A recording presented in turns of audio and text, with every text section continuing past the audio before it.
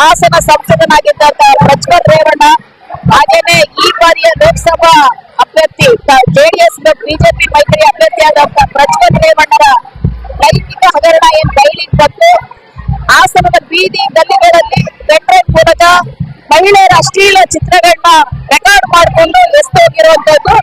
ಈ ಸಂದರ್ಭದಲ್ಲಿ ಈ ಒಂದು ವಿಡಿಯೋಗಳು ಮಾಡ್ಕೊಂಡಿರುವಂತದ್ದು ಪ್ರಜ್ವಲ್ ರೇವಣ್ಣ ಅನ್ನುವಂಥದ್ದು ಆರೋಪಗಳೇನು ಬಂದಿದೆ.